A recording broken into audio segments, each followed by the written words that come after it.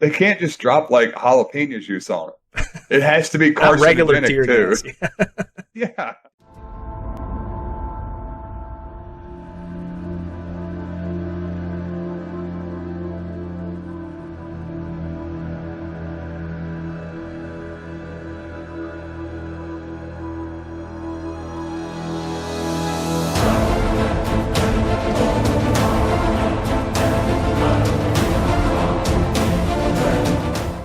Some growing pains getting set up here. How much growing you got left to do? Oh, well, I have to ask my girlfriend. Look at this volcano, dude. I didn't even know this shit was going on.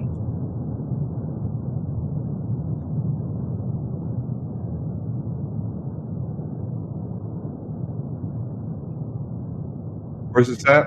Spain, an island off of Spain. A lot of gay people there. God seems to be pretty angry with them. Not anymore.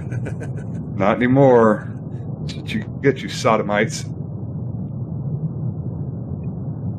Ladies and gentlemen, welcome back. I am joined, as always, by the lovely Tony. This is episode 28. Yo. Busy week, man. On my YouTube channel, I just dropped a video. It is all about fascism. I decided to address the issue directly, and by directly, I mean make a YouTube video about it, obviously. Okay, well, I've actually, I have just gotten on a kick lately about why it was that I started hating left-wing media so much. And went down this big rabbit hole. I'm sure it'll get brought up here in the next couple weeks or so, but I've been reading the bell curve. So you kind of see the path that I've taken.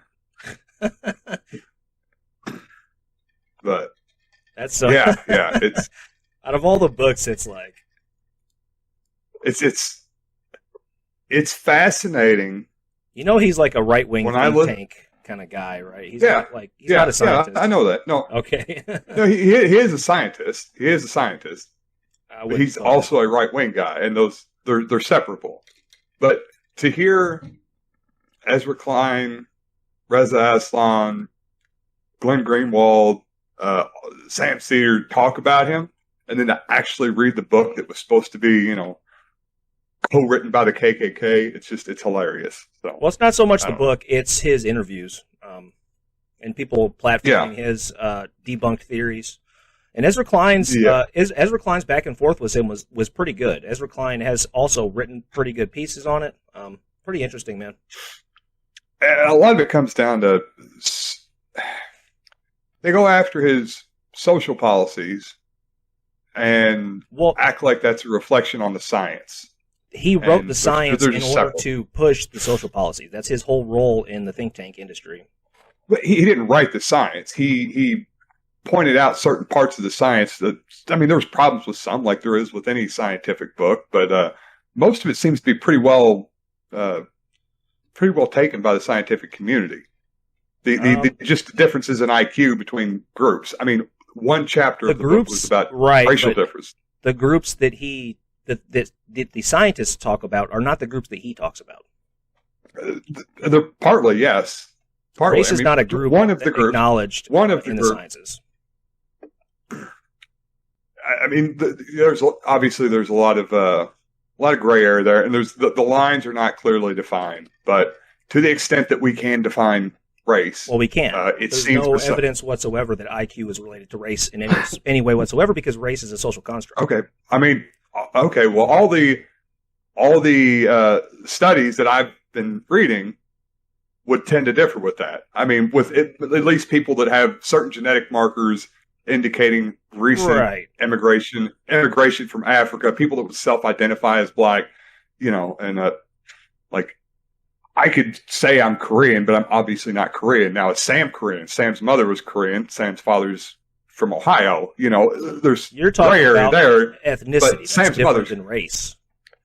Race is a social construct. Okay, whatever. For example, white people. What are white people?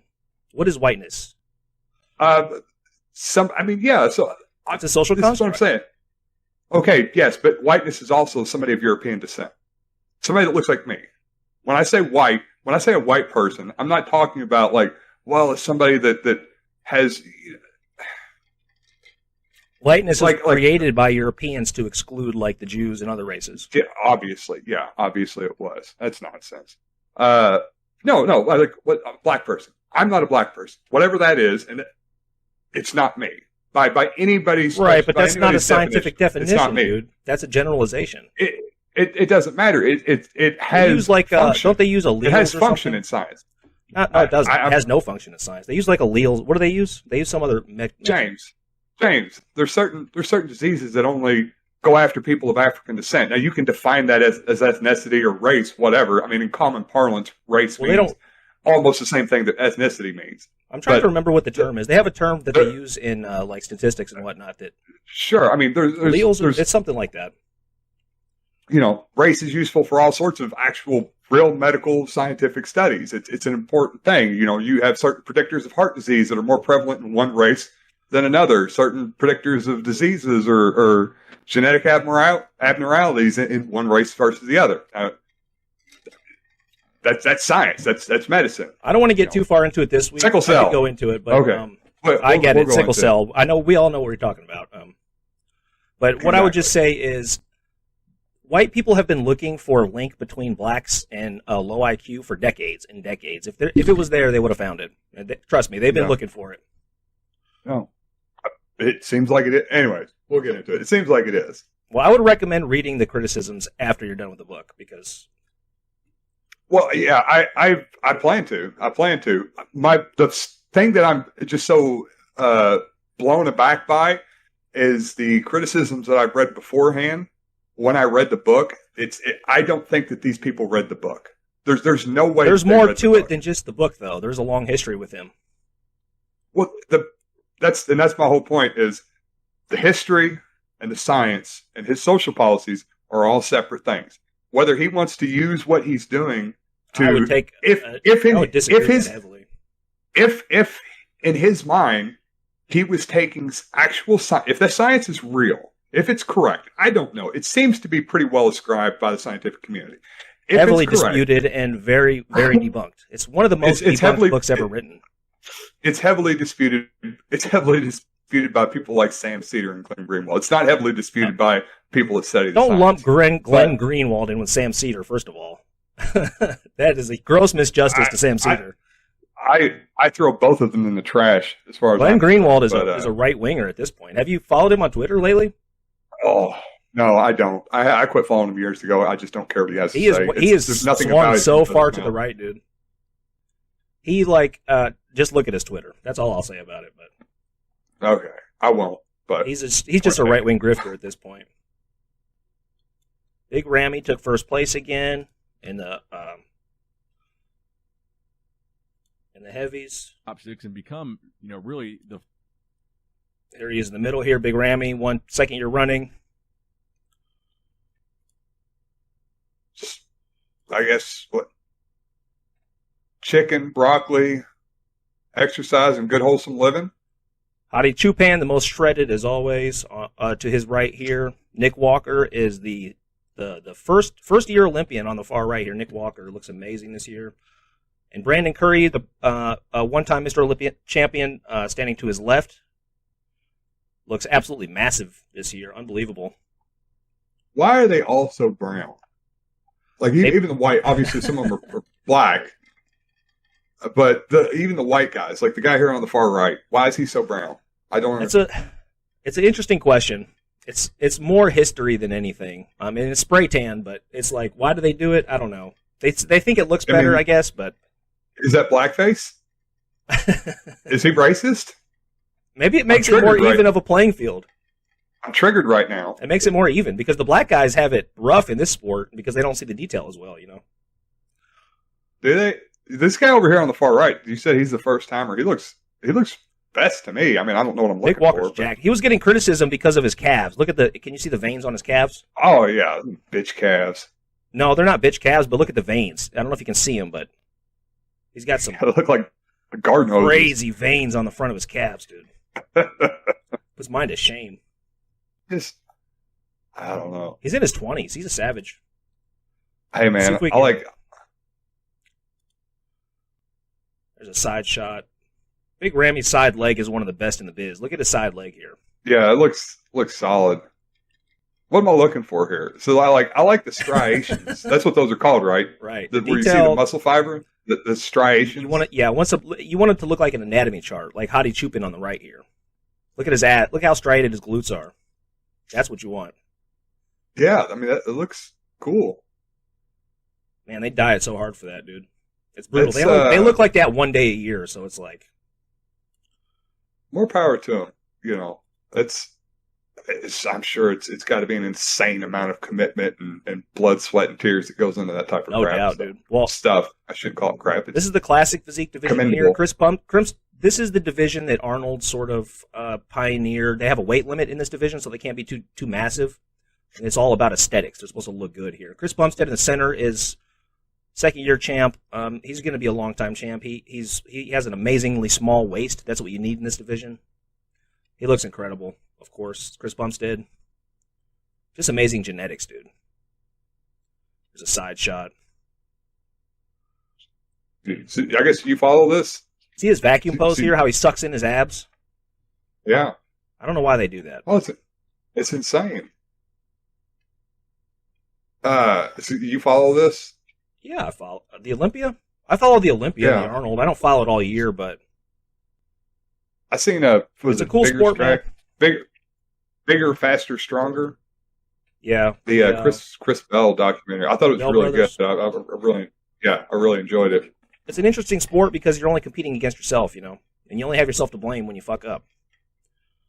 That's what I like about it. I mean, and that's what they want to do, man. I love passion like that, passion and commitment. It really. Well, one of the guys, one of the competitors just died 2 days ago. So, like, one of the sort of well-known guys in the industry. Pretty unfortunate.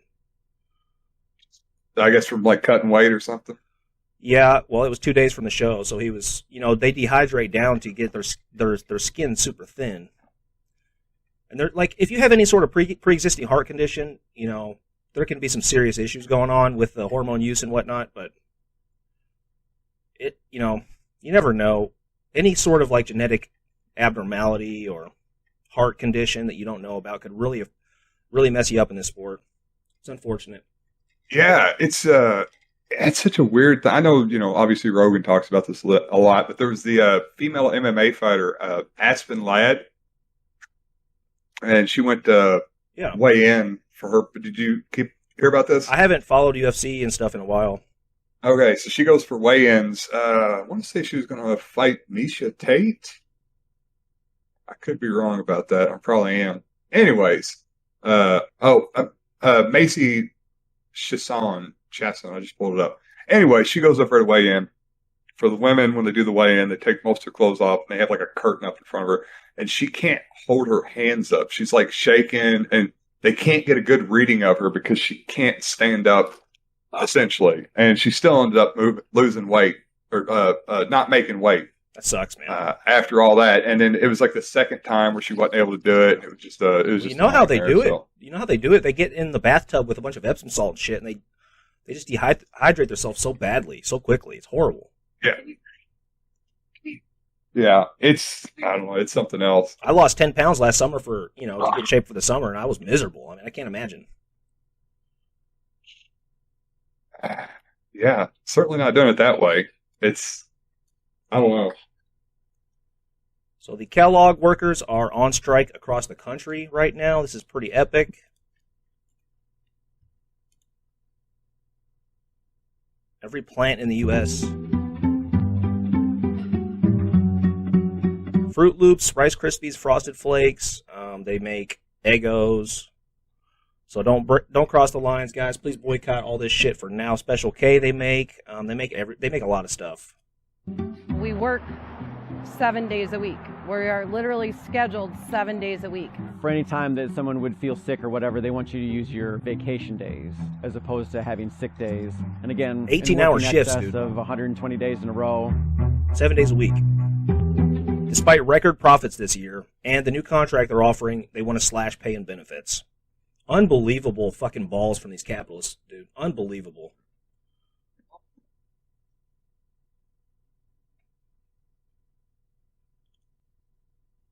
Yeah, it's also unbelievable how little you hear about. Like, you actually have to seek this out. I think there might have been like a story or two here or there on CNN or MSNBC. But for the most part, it's been completely quiet about it. This is such a big thing, and it's so completely one-sided. You know, if Kellogg were facing a bad year, you know, hey, we all took a big hit, you know, pandemic, all that stuff like that. We're not didn't have nearly the revenue that we had the previous couple of years. We're going to have to try to figure out to make some room somewhere. There's no argument on their side. Well, sorry, I got a dog. He's having an issue right now, so I'm kind of. Go ahead. Sorry. But the amount of sort of propaganda around this issue, man, it's like, I wonder how many people's first instinct is like, all these lazy workers. You know, that's what I worry about. How much of that is going on? Almost 100%. This of the people that I talked to, if I brought this up, it would just they would talk about how the one time they had to work a 14-hour shift, and they would talk about how their crappiest job they had to do something similar to that, and there's such a race to the bottom mentality. Some of these towns, this is the only business that's any good. It's like you work at fucking McDonald's or you work at one of these plants. You know, that's a lot of towns. That's how it is. There's only one industry. What are these guys supposed to do, man? Work fucking 18 hours a day, 7 days a week, I guess. Yeah, I guess so. Also, it's interesting. You know, they were having the big labor shortage. Yeah, the unemployment plus up. The pandemic unemployment ended over a month ago. And of course, there's a big labor crisis that was caused by that, right? And then the unemployment, I know. And then the unemployment ended, and all these lazy people that were just sucking that sweet Uncle Sam nipple went back to work, right? Of course, that didn't actually happen. The jobs numbers didn't rebound at all when it went off, because it's people just looking for news. It wasn't because they were just staying home because they were lazy and they could get money. I guess that's the point behind it. Well, it takes. See, what people don't realize, man, it takes a few months for starvation to really set in, you know. The cracking of the whip is an extended period of time. It's not instantaneous. When you crack the whip, it takes a few months, you know. The numbers will pick back up. Don't worry, guys. Yeah, it comes around Christmas time, and the kids, you know, they're not going to get toys, and people will get broken down enough to where they crawl back, hat in hands, to their... Please, sir, can I have your shittiest job? Job creator. Job creator. May I work an 18-hour shift? No, Timmy. You should have joined last month. You can call me a part-time employee, so you don't have to give me benefits, even though I work 80 hours a week. Please sexually harass me, sir. I'll work 70 hours a week, but I'll just be 2 part-time employees, so you can give me no benefits. We split the company in half. That's how you do that one. Yeah. Let's talk about Mark Robinson. We covered him, I think, last week. So he is under fire, being canceled by asking if he will step down. He's defending his homophobic comments. Pension. North Carolina Lieutenant Governor Mark Robinson speaking at a church in Seagrove, North Carolina. There's no reason anybody anywhere in America should be telling any child about transgenderism, homosexuality, any of that filth. And yes, I called it filth. That was it. He called the homosexuality filth. The word filth, the word trash, is that... It is amazing that even stuff like that's getting called out now, because 10 years, certainly 10 years ago, I mean, that's just kind of the standard position, probably 50-60% of the nation.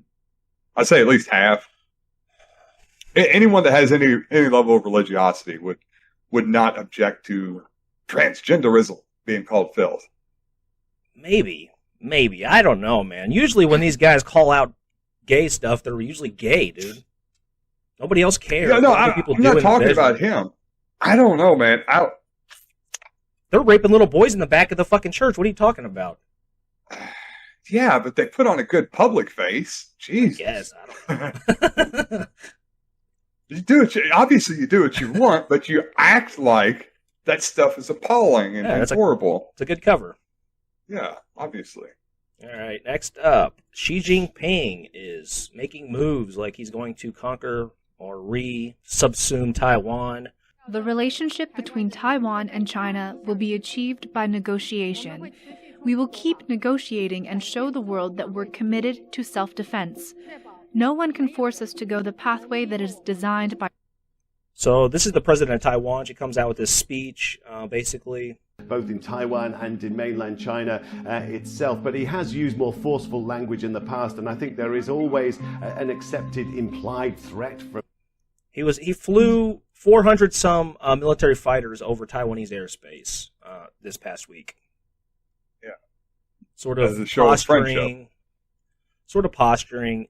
Well, I mean, Taiwan's a U.S. ally, man. I don't know how far the U.S. would really go to defend them, though. I mean, technically, they are part of China. I mean, they operate as an independent country, but the U.S. and China have this sort of agreement to just let it ride for now, I guess, until China builds up enough power to where they can take it back over, which seems to be what Xi Jinping intends to do. I don't know why he cares so much, frankly. I would just let it go. But, I mean, it's a U.S. military base right off the coast of China, so obviously that's an issue for him. This is This is the scariest thing right now in terms of like a potential World War III situation. Yeah. The question is, it seems like China wants to subsume Taiwan again. Now, and it seems like they have a good reason. You know, they don't want a U.S. military base right there. Now, the question is, what is the U.S. going to do in return? Because the Chinese military is gaining size. They're approaching like half the size of the U.S. military. They're getting there, you know. Another decade, and they're there. Like, somewhat equivalent. Yeah, I don't know. I'd like to see how it plays out. I mean, do you think the U.S. would militarily sort of try to defend? I don't think so either. I think they would. I don't. There's not the political will. You can. I mean, for a war like that, I mean, you could talk people into the quiet wars like Libya and whatnot. But I agree. Yeah, you're right about that. China's. It would be too much. Nobody go bombing a defenseless country. Nobody cares. You know. Yeah, well, in Taiwan, nobody who cares about it, and the cost. It's just a cost. It's a cost benefit analysis. You know, the cost of keeping up with something like that. Plus, you got Japan right there, and we got plenty of military bases in Japan. So, well, the U.S. will get something out of the deal, I'm sure. That's my prediction as well. I think China will take the island back over completely, and in return for some sort of U.S. Trade. I'm not sure what. Or the U.S. That's my prediction. Yeah, or the U.S. will. It'll be like a Cuba scenario where the Guantanamo Bay, you know, the U.S. maybe gets to keep a certain little spot of Taiwan as their base in perpetuity. And well, Guantanamo is a relic of a treaty that we put into Cuba's constitution in 1921, I believe. Very strange situation there, but better watch out, China. We're going to be putting stuff in your constitution too. You don't keep your act straight. That's happening, bro. I don't think that's happening. We're going to be constitutionalizing you, just like Thomas Jefferson used to do. This woman basically testified before Congress that Facebook is dangerous, and they know they're dangerous. They have done studies that show that their app Instagram harms, in particular, young girls, and they knew about it and didn't change the algorithm as a result. Yeah, it's harmful. It's potentially going to cause the downfall of civilization. I don't say all is the that. sky also a blue on occasion? I mean, it's only news to people on the right. People on the left have been saying this for fucking 10 years. Yeah, of course Facebook's terrible. Ben Shapiro's number one. What do you expect? Yeah, Jesus. Well, I mean, it's crazy. And also the conspiracy theories around, I guess like right after her testimony is when there was a big Facebook outage, which that's the conspiracy that they were kind of sending a message. I guess Facebook was. They were shredding files. They were shredding files. I don't know. I don't use Facebook, but I go to my news feed and it's just full of stuff about Facebook being down, and I guess a bunch of people were freaking out. And And I'm just out there in the woods by myself, and the birds are tweeting, and the sun was shining, and everything was perfectly okay with Facebook being down. And I was living a happy life. So perhaps other people can too. It's an antitrust thing that they shouldn't own as much shit as they look. They did exactly what the cigarette companies did, right? They knew they had a harmful product, and they kept selling the product. Yeah, but they're obviously. I agree with you on that. Certainly, it's terrible. It's not just terrible for individuals, but it's bad for society as a whole. Whereas with cigarettes, I mean, obviously it was causing problems for society, healthcare costs, blah, blah, blah, going up. But it was really just the individuals that were smoking that were having the issues. But Facebook, it's so intertwined with people's lives in a way that nothing else has been. No, asbestos. Asbestos was made. It was in everything. It was in people's homes. But it wasn't ingrained in their identity like Facebook is, or cigarettes, or all. I don't know. It's going to be interesting how this is rectified, or if it is. I mean, we're looking at some class action lawsuits here. Somebody's going to, because I mean, somebody's going to put together a class action lawsuit, dude. They have a lot of money. I hope they do. I hope they do. I mean, just the harm to young girls' self-image, dude. And they knew that, they apparently, in their documentation, they knew that their app was being used by under 13s, which it wasn't supposed to be able to be used by under 13s, but they were allowing it anyway, even though they knew. Shit like that, It's, it really is. I mean, there's so many issues kind of wrapped up in the same bubble. The whole censorship issue. And it's really also, and it's really going to take a lot of legislation almost on a global level to solve these problems, because these companies are so big. I guess the U.S. could do something that would make a big impact on how these corporations operate. But I don't know, man. I worry that they're so big that well, you could break them up. For one, we have antitrust laws. We do. I don't know why they can't have that same thing formed in another place and we just use it here. I mean, South Africa. South Africa can't do anything because they're based here in the U.S. Well, I know, why couldn't they just go somewhere where they're not and then just sell our product here? I mean, because the app is on a U.S. It's not something that could be tariffed. It's something that we can regulate through the App Store, like we do like we regulate Chinese apps through the Apple Store. Okay, we can do a similar thing. That's social media. So that's where my hesitancy comes in, because these things need to be done, but they're going to require our legislators, who I have zero confidence whatsoever, who are old, completely out of touch, don't know the technologies, to get in there and start setting these different rules and regulations for how internet companies work. And essentially how the internet works too, to a certain extent.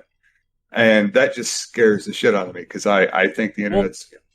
Biden put together a good antitrust team, on the face of it, but it doesn't look like they're doing shit so far. Like, he put together like a decent team of lawyers to deal with this shit.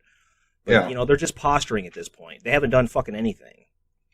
I mean, I imagine it's going to be a very fine line, and I hope they can. It's like the vaccine patents. He publicly says, "Yeah, I would back raising the vaccine patents," and he hasn't done fucking anything about that either. He says stuff but doesn't do anything, man. Yeah. He says, "Here's $3.5 trillion. We're going to get it through," and then he starts, wiffle waffing. Maybe it'll be $2 trillion. This type of shit, because he doesn't want to push hard against 2 senators. Really. And of course, what they represent also, but it's like, 2 fucking senators standing between, 2 years of college for every American. It's pretty despicable to not push harder against that as the president. Yeah, of course. If we want to get into that, but it's, and the way that, the amazing part to me is the way that the whole negotiation's been portrayed by different media outlets. It's the progressives that are holding it up. It's the moderates holding it up, and it's well, of course, because fucking corporate media, has the same interests as the corporate backers of fucking Kirsten Sinema. It's all the same group of wealthy elites. Fuck. The men's rights guys are going to go apeshit on this one. Of course, California makes stealthing or removing condom without consent illegal. The state became the first to outlaw the act, adding it to its civil definition of sexual battery and giving victims the ability to sue their assailants for damages. So, more ammunition for r/men's rights. I said it is pretty scummy. I don't know. I've been so. I don't know how I feel about this one, man. What's that? I don't know how I feel about this one. Yeah, I don't either. I mean, it falls off sometimes, and then and then what do you do? Please don't sue me.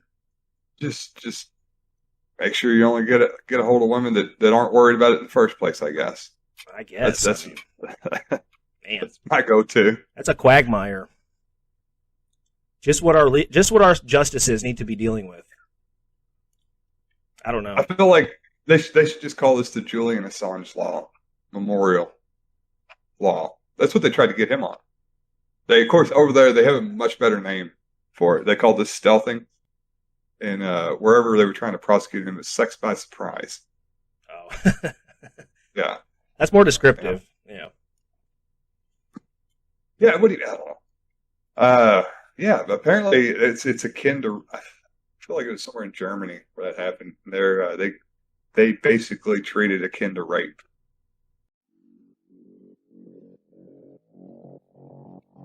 Ladies and gentlemen, if you are interested in nootropics, check out my website. Our line of cutting-edge products is available at our lowest prices of the year, and we are still running free shipping, so get it while it lasts, guys. Free priority shipping.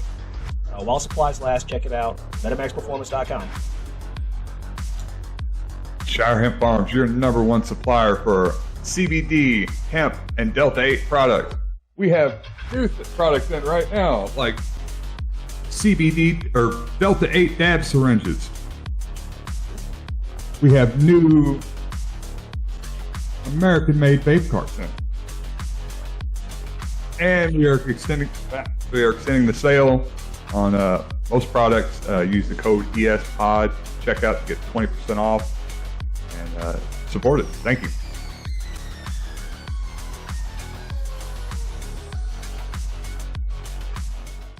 Did you watch the Chappelle special? It's actually, I did actually. I seen that was on the podcast notes, and I had to check it out. I didn't know they had a new one coming out. It's only an hour, so it's not too tough to get through. Calls himself a TERF and allies himself with people such as J.K. Rowling. Let me read the last paragraph of this I have listed here. Paragraph and a half. He says, until he won't be doing any more LGBTQ jokes until we are both sure that we are laughing together. I'm telling you, it's done. I'm done talking about it. All I ask of your community, with all humility, will you please stop punching down on my people? Here, Chappelle is referring to the black men he's previously cited in The Closer. DaBaby, Kevin Hart, and himself, who have been, in his eyes, victimized.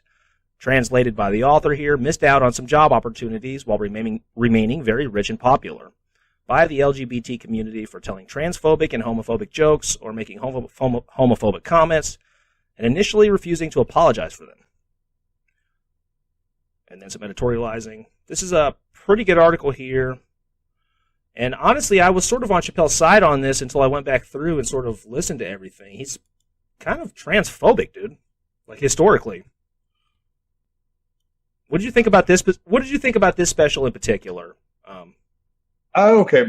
Did you have any issues with it? No, of course not. I didn't think it was his best. Just funny wise, the Sticks and Stones and the Bird Revelation, I think, were way better. As a general rule, I just agree with anything David Chappelle says. I've always just felt that way. I know, right? So it's really, I don't. In this one, though, I didn't find anything that I thought was too crazy. I think his whole point is like, hey, we've got to be able to laugh at ourselves, and we've got to be able to just kid around and make fun of it. And you have to understand when something is being done with malice and with just good-natured humor. And it's a distinction that seems to be completely lost on people in that community in particular. It's just this constant wanting to be the victim. So I watched this, and of course, this was on my news feed the next day on Google. I'm looking through there, and there was a woman, Jacqueline Moore, who's a trans woman, previously a man, become a woman, works at Netflix, and basically was playing the role of the hypothetical trans person that was getting upset, like the hypothetical trans person that Dave was talking about in the special. Like, this person, Jacqueline Moore, was basically saying all those same things. Well, you don't know what it's like in my experience, and I had somebody push me down. Somebody pushed me down. Yeah, all sorts of people have to go through bad shit, and it makes people feel bad. And if, maybe we just lighten up and just, people like Dave they're not against you. They're not. I don't think Dave is a bad person. I don't think Dave hates trans people. I think he's trying to make light of the situation. Yeah. I think people are taking way, way, way too serious.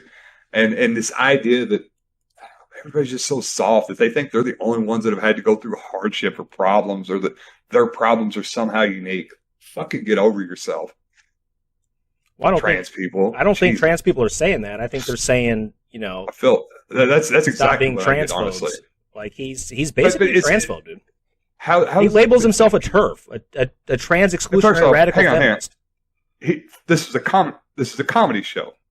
It was a comedy show, but it's also social commentary. It's also social commentary. Because it's modern Dave Chappelle, and B, because there's a history here that he's addressing specifically in the stand-up. I don't think that he was coming out and saying, like, when I heard him say the TERF part, I think he was saying, like, yeah, I kind of am, I guess, technically, but I don't think he was, like, aligning himself across the board with the TERF movement or individuals that would consider J.K. Rowling. Themselves TERF. He defended her. Yeah, said, I don't have the exact quote here, but he was saying that she shouldn't have been attacked for saying that. All right, now that's something else. This is that Dave talks about constantly. Like, you don't have to agree with the person, but don't freak out because they said something that you didn't like if it wasn't said maliciously. Like, J.K. Rowling is one of the most woke people there is. It's like wanting to go back and change the race and gender of the characters from the Harry Potter series. I mean, she is one of the biggest allies that you could be. Watch it again, because there's this one issue where she's not totally on board. She's not totally on board that she said that because she's a man-hating feminist. TERFs are basically men-hating feminists. They're feminists that hate men. Do you think that's what Dave is? Do you think that's what Dave was saying? Obviously he's not. A man-hating feminist. Obviously not. Obviously not. I think he was probably just making a joke. He was probably saying that he kind of maybe aligns with them in certain ways, in the same way that he was calling himself a feminist, and being a feminist, doesn't have blue hair. He's not a man hater, not that type. He's making a joke. He does the whole "I can't be a transphobe because I'm black" thing. For one, for two, he plays the victim in this repeatedly. He does these whataboutisms. Like, this is we watched. This is typically something racist. This is what racist people do. They say, "Well, what about poor white people? Why are we talking about black people?" This is what Dave was doing. He was saying, "Well, don't punch down on my people." Rich black comedians, I guess, is his people that are being punched down on. That was definitely a joke. That was definitely a joke, because he was talking about what he was doing was not. He was talking about what he was doing. He keeps getting accused of punching down, and he was explaining why it wasn't punching down. He's not punching down because he empathizes with those people, and he's not trying to push them down. And at the end, he makes a joke, turns it around, and says, "Well, don't push down on my." I think all these things are just taken way too seriously, and way too literally. Maybe you're right. I really. I don't know, I could be wrong, but I really feel so. I think I think you're underestimating how much of a political commentary these modern sort of Chappelle stand-ups are, because Okay, but so he puts jokes in there, but there's also a lot of social commentary involved. Oh, for sure.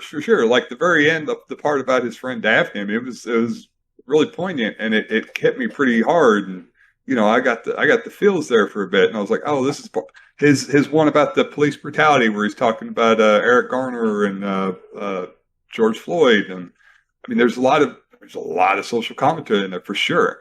There's also a lot of jokes, and there's a lot of he asks in the special, can a gay person be racist? Why would he ask that? He's implying with that question that critics of transphobia are racist. What is his point? This was not a joke. Well, I think it was part of a point that he was making, that he was trying to liken the attacks on. I don't know. I have to go back and watch it, but I think there was. Read the Guardian piece here, and there's another piece written by a trans woman who's. All right, pull that Guardian piece back up. Guardian piece back up. I was reading parts. Do you really think he's? Oh, this isn't Guardian. This is the Daily Beast. This is the Daily Beast. Yeah, the Daily Beast. Okay, and it was saying that that the baby and Kevin Hart were victimized. Like, do you really think Dave Chappelle's saying that they're victimized? Or he's just trying to throw out examples, be funny, He defends DaBaby. He says, "I'll go to bat for DaBaby" or something like that. He defends DaBaby's comments, and I think I have the DaBaby thing linked here. Yeah, I don't even know who this person is. Okay, this is a rapper who got DaBaby tries to defend homophobic rant with more disgusting comments. I heard it about. Wait. Okay. It's got the quote up here. If you didn't show up today with HIV/AIDS or other STDs, it'll make you die in 2 to 3 weeks. Fellas, if you didn't suck up, blah, blah, blah, in the parking lot. He's saying, bring the roof up. Raise the noise. Fellas, if you didn't suck blank in the parking lot. Yeah. I don't... Why defend this? For two, let me just say this. You may be right about Dave Chappelle's intentions here. I don't know what his intentions are, obviously. I'm just speculating based on what he said. But in general, this is the L.A. Hollywood bullshit that pisses me off so fucking bad, dude. These L.A. Hollywood rich fucking elites, dude. They act like every time anybody says anything critical of them whatsoever, they're being fucking victimized and they're being canceled. Like, fucking, look at all these guys. Joe Rogan has said he's being canceled 12 times. Give me a break. He's the most popular fucking podcaster in the world. These guys are such fucking crybabies, dude. Any criticism, I swear. Yeah, and I certainly agree with that. Yeah, first off, normal people... I don't know anybody personally that has ever had one of these problems. This is not a problem that you or I are ever going to have to deal with. It is strictly a problem for, when you have an empire, you're worried about losing. Rich, wealthy people. I think it's silly, but I don't care about it, I guess, if that makes any sense.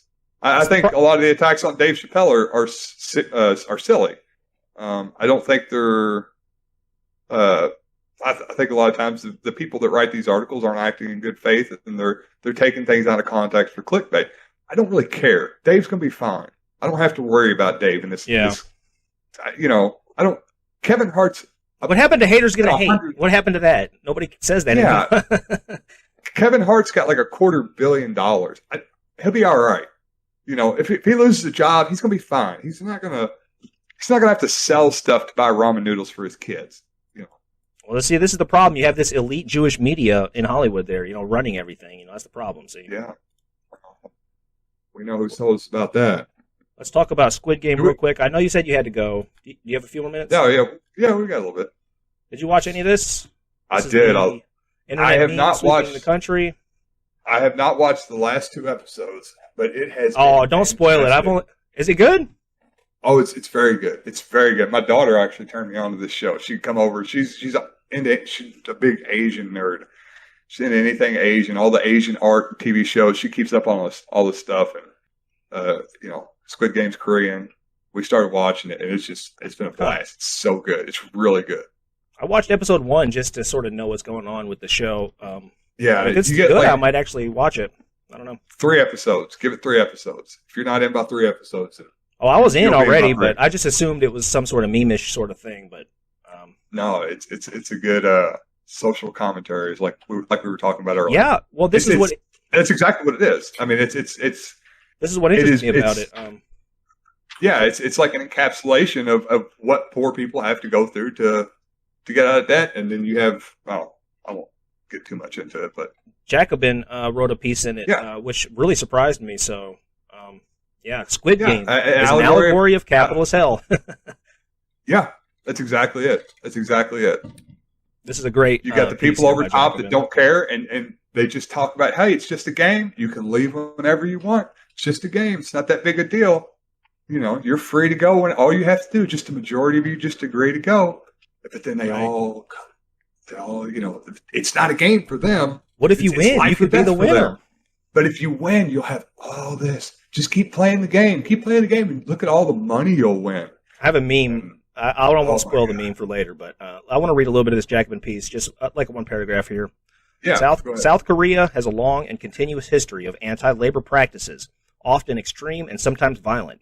Just last month, the president of the country's largest labor union confederation, the Korean Confederation of Trade Unions, or the KCTU, was arrested and imprisoned on the pretext of violating COVID-19 safety regulations at a labor rally in Seoul. In all likelihood, he was targeted for exhibiting a degree of labor militancy that disconcerted the government. He is the 13th president of the KCTU in a row to be jailed.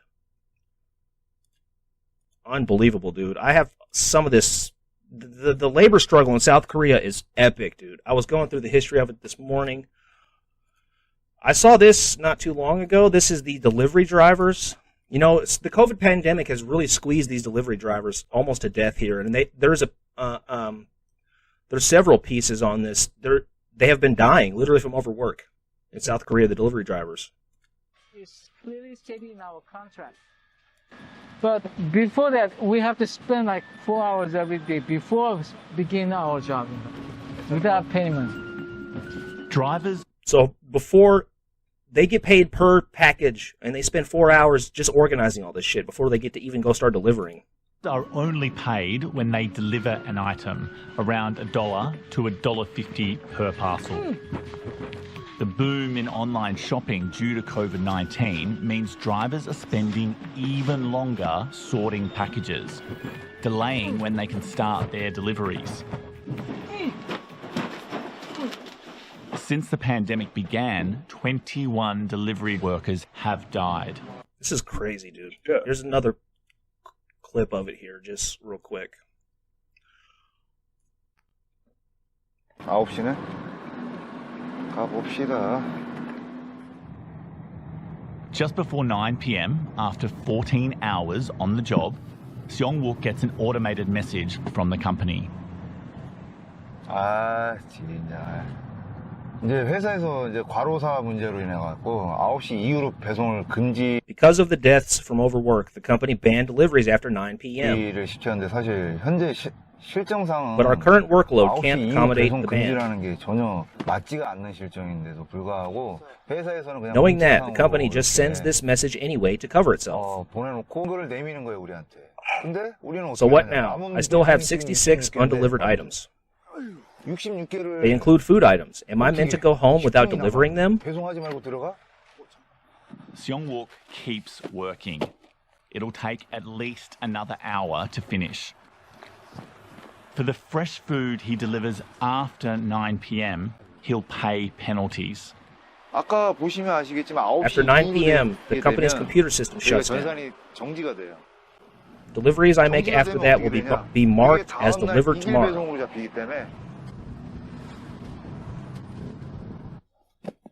Then the company will charge us a late fee, which is the price of the item. If the food item is 50,000 won, there will be 50,000 won charged to his account. His paycheck will come out of it. Unbelievable just conditions these workers are in, dude. 21 workers have died since the pandemic, delivery workers, from overwork. And yeah, so you said 21 workers have died, and I was like, that's probably an inflated number. It might just, it might have been a handful of old people. But like, apparently the company is acknowledging that, they died from overwork. Dude, oh my God, epic. That's insane. The history of the labor struggle in South Korea, dude. Yeah, so it was really interesting. There's one episode in the show, I won't spoil it, there's a certain character that finds out that they have a medical issue, serious medical issue. And basically they're talking about how they can't afford treatment, and they're just going to have to.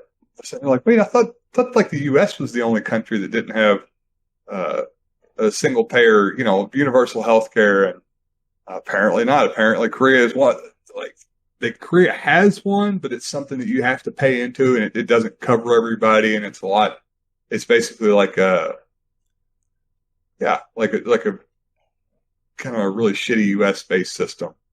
Well, South Korea is pretty free market, dude. It's a capitalist sort of paradise.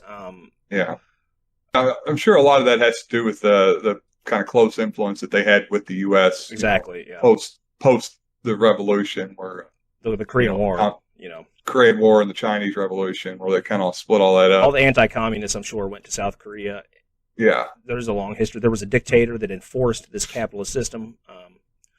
So Squid Game nods to the 2009 Sangyong motor strike. Violent class struggle has run through Korean history for decades. And I have a little bit of that. When they bring out the helicopter, it's serious.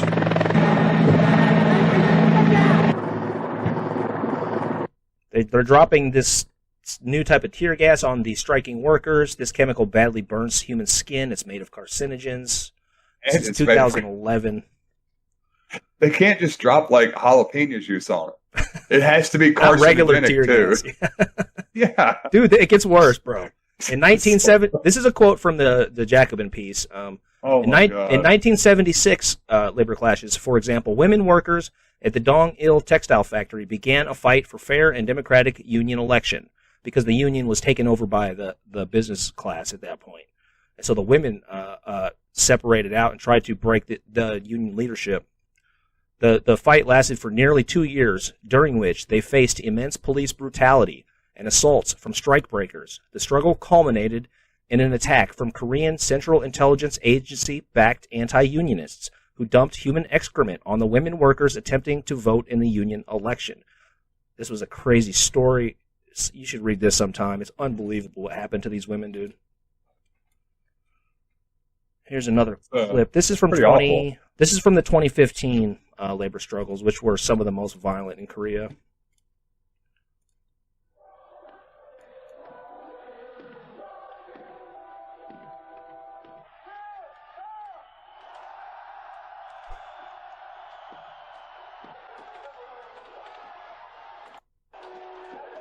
Look at this, dude.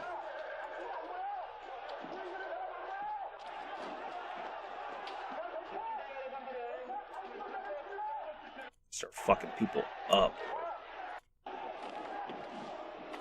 See stuff like that. Man, I wish I was there. Drag a cop down somewhere. It's like these fucking cops don't consider themselves part of the working class, dude. What is this cop shit? We need to abolish the police in every country.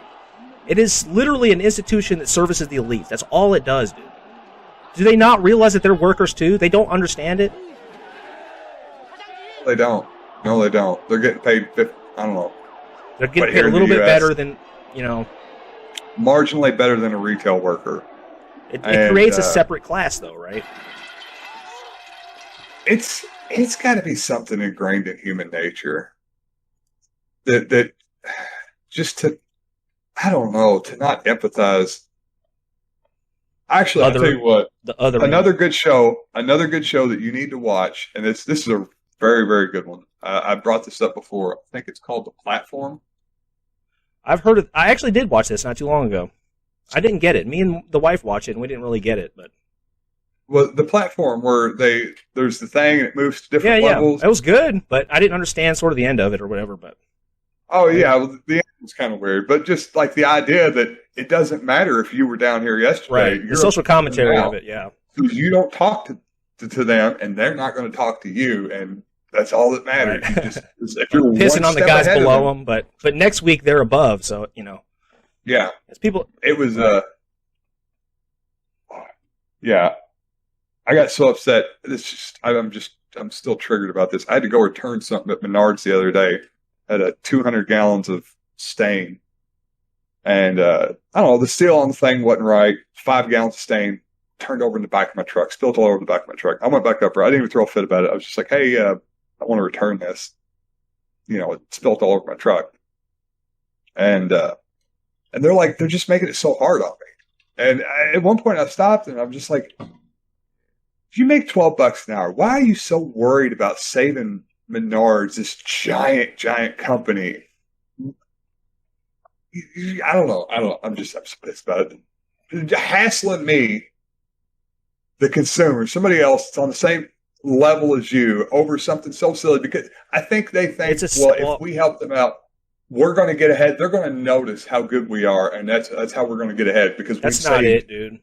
I don't think that's it. You don't think that's what it is? I think this is the service industry thing. This is the service industry thing. They feel like they're working for you. They don't realize they're working for the bosses, This is the service industry. It happens all across the industry. It's just a shitty fucking industry that shouldn't exist. It's bullshit. Do you feel like that they think they're working for me? Yeah, that's what they feel. They feel like you're the boss because you're the customer. They have to please you. They don't. Really they did not please me. They don't understand how capitalism works. Okay, almost through. Let's look at the memes. Let's look at the what's this Squid Game memes here? Yeah, I got sidetracked bitching about my trip to Menards. You got really heated about the Menards thing, dude. I did, man. I went home. It was everything was going on. I wasn't able to return it. I got so pissed off. I just left. I didn't want to be a male Karen and start throwing a fit. And I just kept it the whole time like, they're paying y'all $12 an hour. Why do you care so much that you're going to act like I'm trying to hustle you all? Like, I got pictures of this shit spilled in the back of my truck. I didn't do this because I wanted a different color of paint, assholes. Anyways. See how well they do without my business.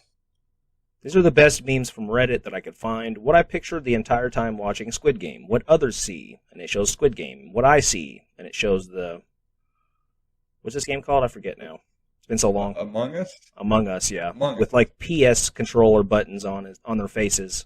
They do look weird. Why do they have like the triangle? What is the triangle and stuff for? What is that all about?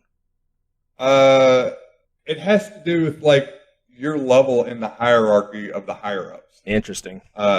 So, like, they break it down by, like, basically how many angles. So, like, you have a circle that's kind of your lowest level, triangle's next, the square is, like, the manager.